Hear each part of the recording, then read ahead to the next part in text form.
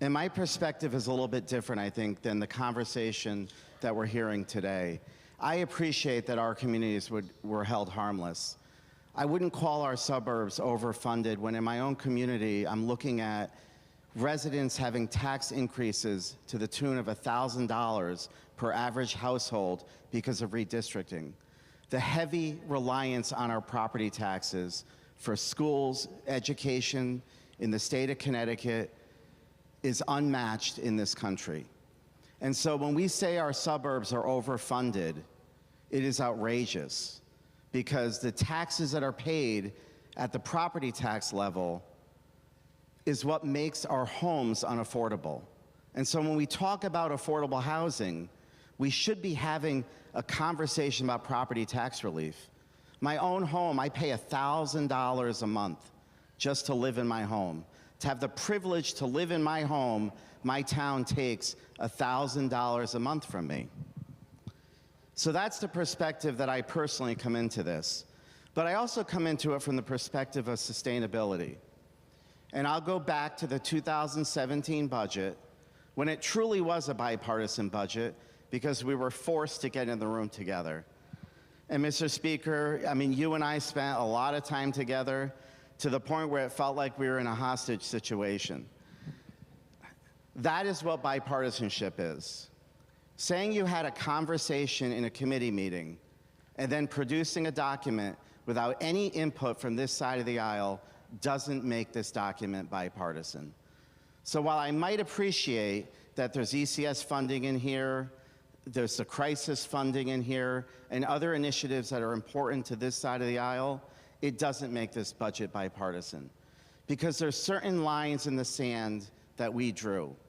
And the budget that we proposed and put out there for everyone to consider drew the line in the sand with the fiscal guardrails.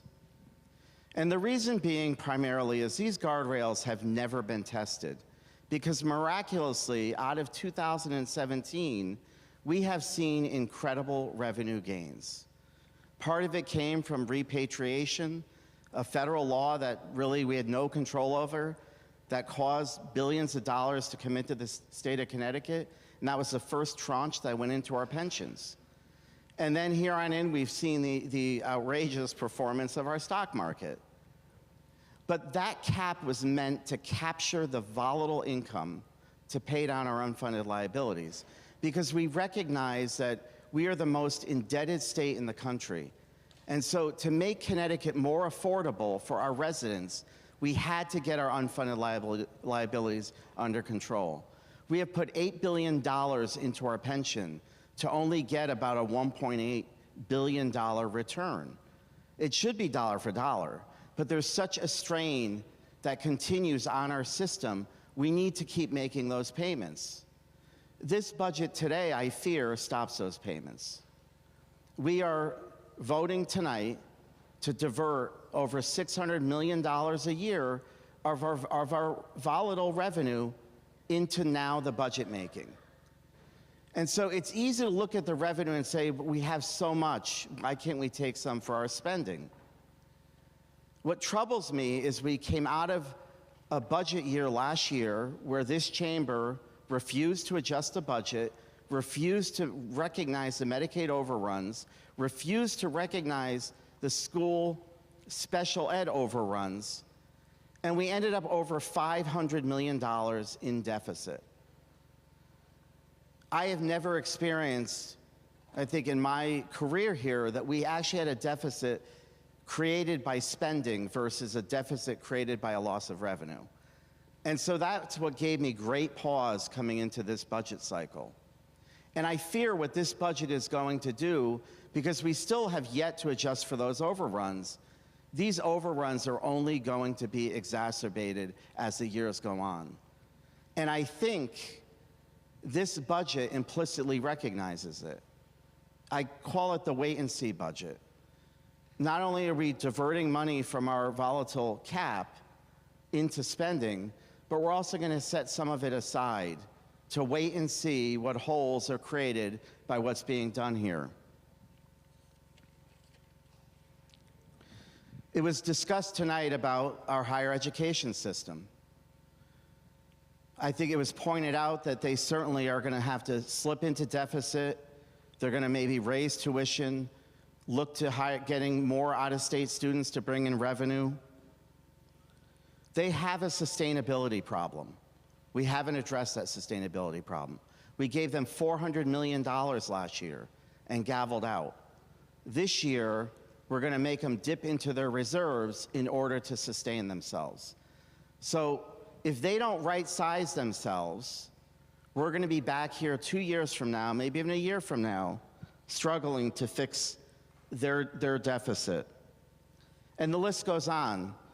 The Medicaid funding is not meeting the Medicaid recommendations that were done in that report. We are well underfunding it. We're not addressing birth to 3.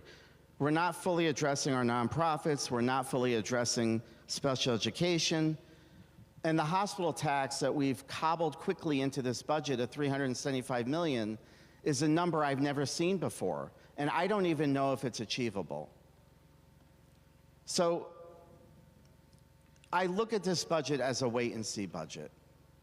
And so tonight, I'm going to vote no, and I'm going to wait and see what happens. But I fear that we are going to be in deficit.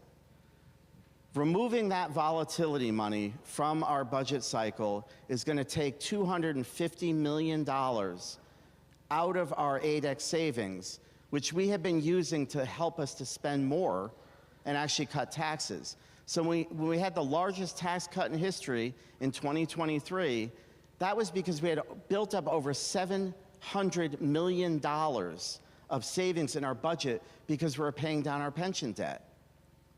Taking that money out is going to remove $250 million for spending going forward. So it is going to make all of our jobs a lot tougher because the room isn't there for the spending. And this budget creates over $500 million of spending. Now, we could call it gimmicks. We could call it violating the spirit of the spending cap. But it is necessitating us to spend $500 million more dollars that formula doesn't allow. So while we might argue back and forth whether it violates the guardrails, I think we could say it violates the spirit, but it's going to put Connecticut on a path of unsustainability. And as someone who has supported budgets in the past, we are not a party on this side of the aisle that's going to vote no on everything, but this is a document that we've drawn a line in the sand and we just cannot support. Thank you, Mr. Speaker. Thank you, Representative Candelora. Mr.